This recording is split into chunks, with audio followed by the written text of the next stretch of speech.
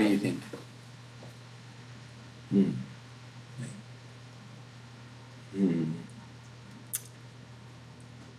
You know, that brown over there, it's quite brown. Oh, yeah. So what, should we change it up? Maybe make it a bit... Maybe you can make it a bit more brown. Okay. Because when brown is brown, it looks brown. You know what I mean? But browns... Like this kind of brown? Yeah, you see that brown? The line. That looks brown.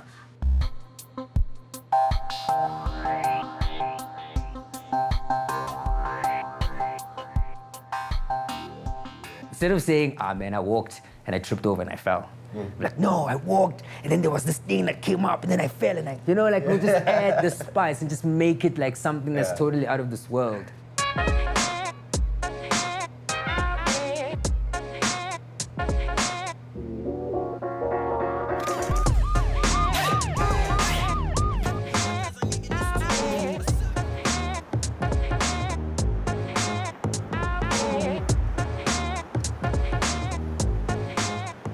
When we started, the plan was always to have our own, to be our own cartoon network, have our own platform, have our own, even Dipopaai land. You know what I'm saying? That's how big this thing is for us. It goes beyond just a couple of animated series on TV. Yeah. That Africans like seeing themselves. You know what I'm saying? They love seeing themselves. So when you make an animated or show that speaks in vernac, wow, it's already like, yo, you get a lot of support, you get a lot of, people engaging with the content because there's a lack of that. Hey, Maramalums, I could never get over the Shandy's poison. Showcase ushubuzi, ne? Hi, man, Malums, the Kulichana situation. Issue. Okay, back. The Khatas bafika, bakhipha the cheese, bampambanisa, they shoot at the Aibo. kodwa bamisa, Lord, thina bebangeke basenze next nje. Nafukwa. Sablutho thina, subnix. The whole time. I think the big reason we started making cartoons was because we wanted to make our cartoons. True. So when he threw out the idea of like, we're going to create our own show, the way we want to do it, the way we want to talk on it and everything, we're going to shape the show. We were like, yes, let's do this. Hey, Gatosha Isa! Hey! Liki kata da.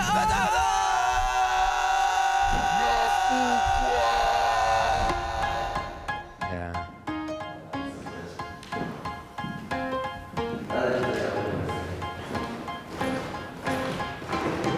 This was the studio. Yeah. And the big plan was to actually create this as a working space. We wanted to bring the PCs here and all that. Until we found out that like it's hard to have a fire emergency if you only have one door in a building.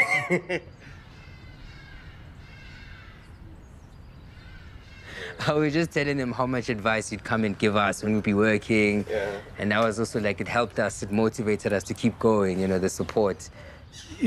Sometimes they say, do the work you love, and that's what makes you grow. Economic climate now, I don't think people should be waking up every morning looking for work. They should start doing something that can make them grow. And it's difficult, yes, but it takes patience. It takes the desire, the enthusiasm, and ultimately we'll make it.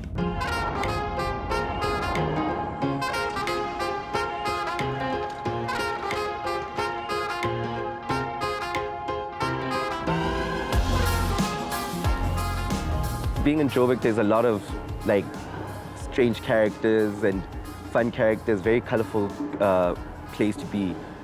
The things we talk about isn't necessarily superhero-y stuff or super fantastical things. It's things that like are really right on the ground at home, people can relate to. And what we do, take those things and make those fantastical instead of just trying to create a whole fantastical thing, yeah. The biggest thing that we're trying to just break is the stereotype that animation is for kids. Because that's the biggest thing in South Africa and in Africa. If you make animation, it's for kids. Whereas if you go overseas, it's like animation's for everyone. Oh my God, guys, it's Trevor! Hey, the motherland! Yeah, I'm back, baby! baby, I'm back. The prodigal son is back. Yeah, Nasty. Hey, Nasty D, I see you out there, boy. You killing them, boy. Hey, the North God, all praise be most high, man. Hey, you see me, I'm popping. Utsho nayindoda akasemhlu brothers Thixo. For us to go down that road. So I know we're looking to play and experiment with different styles, but I think on this one specifically, we just need that little bit of familiarity when it comes to when people think animation, what do they think about? It's not necessarily those soft, gummy characters, the hard lines. But I kind of got the idea from a bit of the idea, but reference would be dope. Yeah, don't make the eyebrows big. You live massive kitty's eyebrows. You said that. Yeah, you finish the whole face. Like, I was like, okay. The whole top of trim the them face down. is eyebrow. I think the best part and the most exciting part about starting a company is the idea, right? So that's the most creative part. You think about the idea, everything it could be, and how you could actually bring it to life. What we're not taught at schools when we come out of it is how do you actually make this idea come to life? The second part that we're not taught is, if you think about it within a business lens, this is an intangible service. There's so much focus on making great art and making great work, and that's great, but how do you actually make that sustainable so that you can continue to make that? There's no point in having a wonderful sort of idea that you want to bring to life, but you actually can't pay your bills at the end of the month, or you can't survive and sustain yourself off of that. South Africa is like that magma is just doing this now, and it's gonna blow. And when it blows, whew. And I think we're finally understanding that to get it right, we have to help each other. We have to help each other. You can't be a little silo studio there saying, no, don't look. You can't see. We have to help each other. You know that there you've got a good environment designer who would actually fit with this project. Speak to them, see how you can work together. But it's already started happening, which is good. I think this is why South African animation, all of a sudden, in the last 4 to 5 years, as you said, is changing, because its very nature is collaboration. So we've actually started collaborating, and the young guys are getting agitated.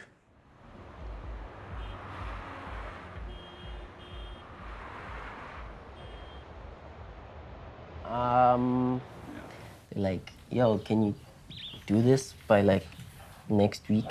And you're like, no, it took 50 people to do this. It took 3 years. It took 3 years and 1,000 people. You want it next week? You want it next week? Just me alone? Just me? But yeah, it's fun.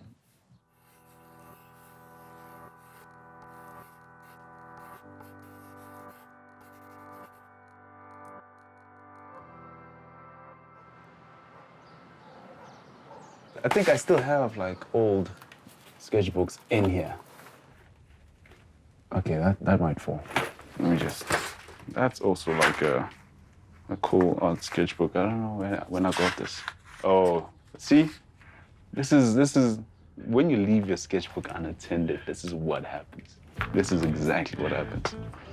The nephews. I swear this is not me. There we go. So before the chaos, I used to do like gesture drawings. That's me. That's right there. That's a picture of myself.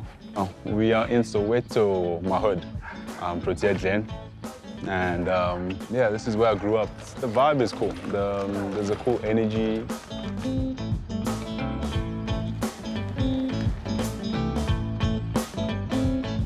That's Panda, by the way. Hi. That's my bestie from a young age. Yeah. How long? I don't know, I keep having to count. It's like what? 20, no. 20 years. You've known me since 4 years old. Yeah. Oh, snap, it's 18. Yeah, 18. You've known me 18. since I was 6. Yeah. No, that's 6. Grade R is 6 years old, dude. Oh, yeah. 18 years. 18 years. Yeah. That's questionable, eh? It's like... It's weird. It's getting... What are we? Should we buy a house together? I think so. I think so, yeah. Animation is basically, we're playing God. We're turning characters to life. We're giving them life, we're giving them like a soul, we're giving them like a personality. We go around drawing people on the streets just to capture something that is special about them. We are always observing people, we're observing personalities. We're like professional stalkers, professional creeps. Yeah. Just really trying to replicate this thing called life. And then you had like ears. I was square. Yeah. Is that how you remember me? Yeah, you were very like angular, geometric. You did well in maths, basically, is what I'm trying to say. And then your body, I'm like, you know. He knows. He knows. I don't like being skinny, so right now, it's hurting me.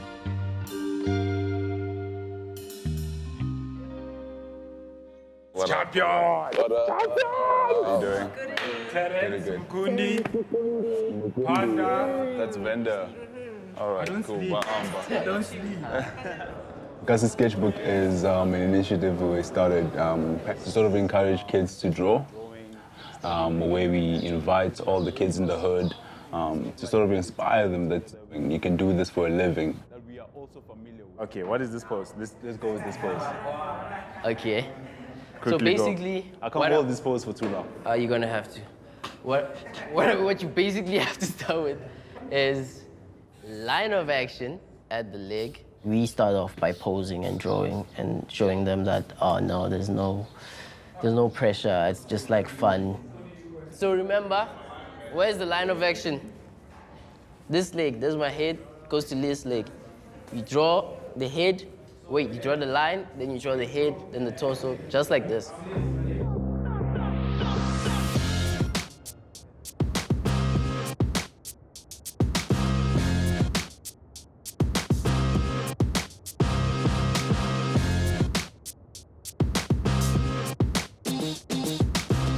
One of the exercises that I do at the workshop is have pupils draw things, and immediately you just get blank faces like, I can't draw.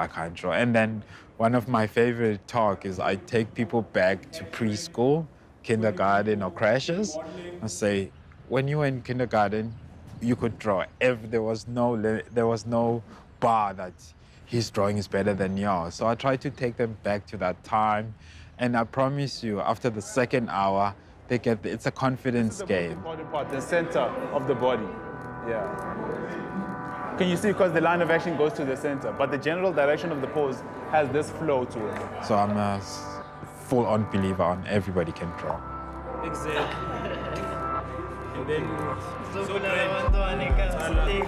When I work with the groups and I tell them about this beautiful medium, it's all wonderful, but the practical side, having them to produce their own story and be hands-on, it's like magic.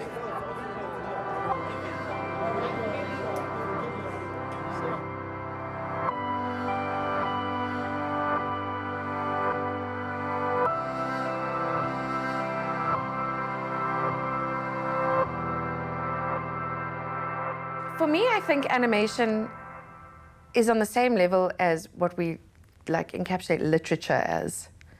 It's escapism, but it's at it's a high level. It's an elevated level as opposed to consuming content. I think there's plenty of content to consume in the world, but animation is something else. It takes ideas and it elevates them. It takes art and it elevates them. It takes concepts and it elevates them. And it can push it into a surreal space or a beautiful space. It can take complex issues and visually represent them in a beautiful way, in a difficult way, in a conceptual way. And I think that's what animation does, is that it elevates art.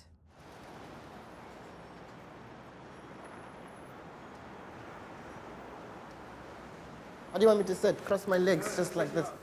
Technology has changed the way in which we tell stories, but it hasn't changed the why of storytelling.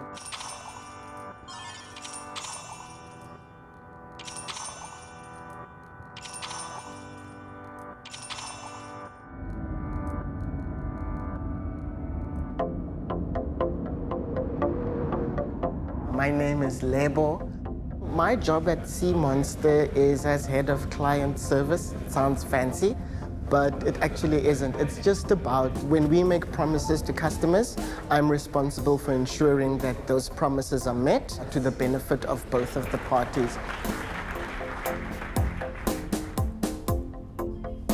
One of the things that we're going to talk about today is actually story. And as we move into this fourth fifth industrial revolution and everything, the domain expertise is at our fingertips. What are human beings going to have to do? We're going to have to empathize. It means we're going to have to actually look up and look into each other's eyes and be able to recognize each other. And that is why for us, story is an incredibly important thing.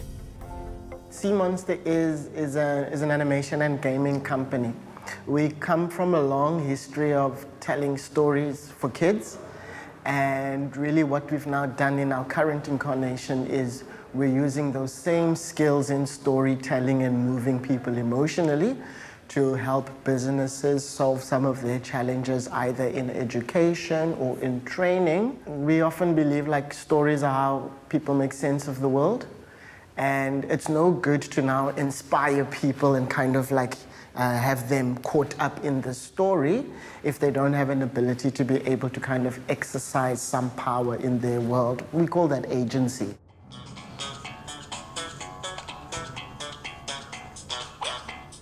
Let's start a new story for now so we can orient you. I think, yeah, new game. So basically, you've landed in your character's home at the start of their progress towards their dreams. Lorato here is just out of university. She's moved into a basic apartment where there's more boxes than furniture. And as time progresses, you're going to be able to upgrade everything, make things pretty and such like.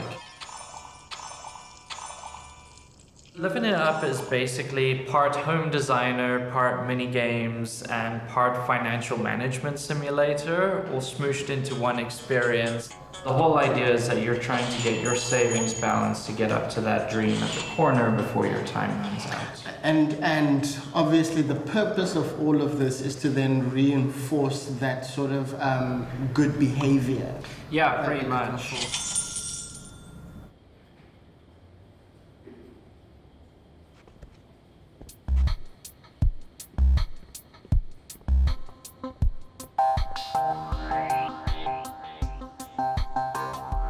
Trends tend to wash over us very, very quickly.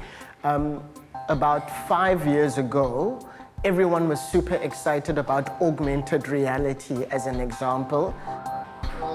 We're seeing a similar thing with VR, where everyone is like, it's all about VR and VR and VR, but is it really? And so many of those use cases are emerging. I'll tell you this. In the last 6-7 years, as we've watched some technologies become popular and others less and then come out of that curve again, our message hasn't essentially changed because the way we as human beings make sense of that is really through the story, you know? What story are you telling me? So again, if you're not led by technology, but you were led by, I'm going to say, your best understanding of human behavior, you then don't have to really change your philosophical standpoint.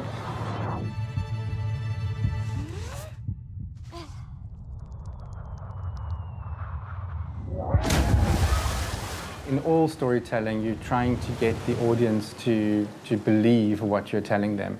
And animation is probably the least believable, especially if you've got a talking animal or someone who's flying in the sky, which is not believable. So in order to reach the audience and get them hooked in, you need to really understand the human emotional side of that. And great storytelling is always about characters with heart that connect with other characters with heart, and we connect there as humans, as an audience.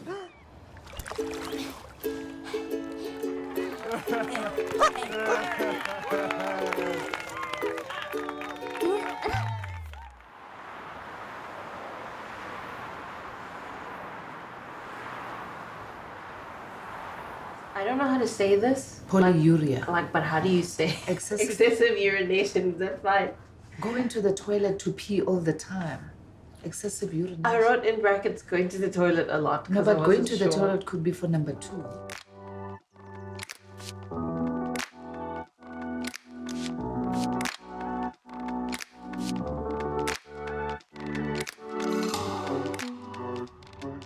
So whenever we go to meet potential clients or we go pitch about medical animation, we always tell them that we're creating short animated stories that make medical content more palatable. What is that? You know the doctor's rooms? Here's that's the Sue walking in, and then he's holding the door. And then, I always say that I never thought I didn't go to medical school to do animation. I went to medical school to practice as a clinician. But working with her really has been life-changing because in as much as I bring wisdom and experience to our relationship, she brings in the innovation and the youth and seeing things from a different perspective. So there's a car parked, there's another car. This is like a, I don't know, Ellerines. In animation, we can exaggerate, but with medical animation, you kind of have to stay true to what actually happens in real life. So that's a bit of a challenge. Like even now, finding simplified ways of explaining medical terminology, but also so that it's not, what's the word, inaccurate? Yes, I mean, the other day you drew a hand, it had 6 fingers. Eh? And I said, no, we actually do have 5 fingers. If you have 6, it's an abnormality. When she said she wanted to be an animator, everybody was against it because nobody understood it. Yeah. My whole family was like, what is this? You know, cartoons, is she gonna be able to make money? All of those things. Yeah, the one family member was like, but you're a doctor's child. You're a doctor's child, you know, and you're an A student, all of that. And I said to her, if you don't want to go to medical school, better do good with this animation thing. Just go back to the main background, the storyboard, or wait, this? So the movie is called 3 Teaspoons of Sugar. It's a story about diabetes and the complications of it. And it's actually based off of people in my life, 3 members of my family who are like symbolic teaspoons of sugar. And it's mainly because they've had like severe complications within because of poorly managed diabetes.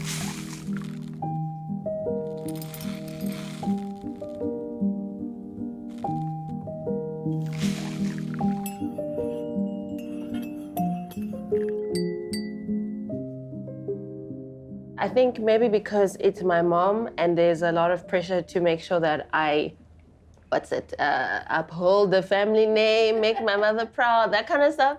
I have to work hard. I think it's a really amazing time to have stories from women, stories about ancestors and myths that have never been seen on screen before. Television, feature films, short festival pieces. Now's the time. And I think that as international partners are hungry to help those creators make those projects and those animations, now's the time to just put your foot forward and go, here's my story, I think it's great, sell yourself, pitch yourself, and hopefully you'll get funded and your project will get made.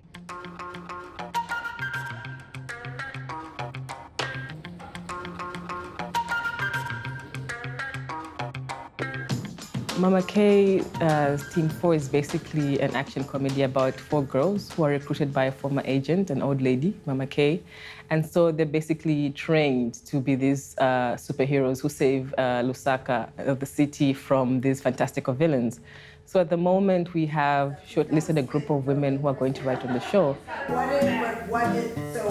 in that split, we've got a bit of justice, we've got some empathy, we've got a bit of everything. I don't draw or I don't do anything technical, but I can tell a story, and that's how I fit in. Even when we're dealing with different aspects, visual aspects, technical aspects, as you come back to who's the character, what do they want, what we're trying to explore, what's the story, and then it sort of makes sense. So it's a day-by-day, I guess, learning experience for me. But then the foundation is the story, and then that makes it easier for me to feel like, okay, I can belong to animation. Besides it being a very serious and heavy job, it's a heavy job. Animation is really tough, but it's fun, you know, that's why we can be smiley at work. Our job, at the end of it, no one dies. It's not like being a doctor. Animation is absolutely everywhere, from the interfaces on the devices that we use, all the way to the TV that we watch. You know, when you are watching a television commercial, for example, that's animation. When you're watching the news and you see someone's name come in at the bottom of the bar, that is all animation. So really, I think it's something that is becoming almost ubiquitous.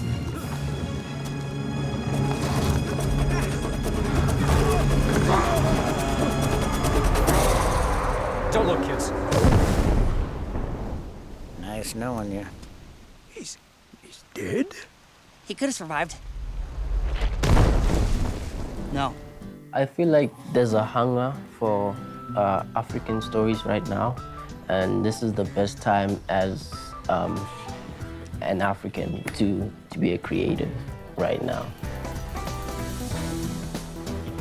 With the advent of the OTT platforms like Netflix and Amazon and Hulu and the like, and their interest in the territory, and when they see the value proposition, the moment they do, I think that there's going to be a lot more opportunity for everyone else in the trading future.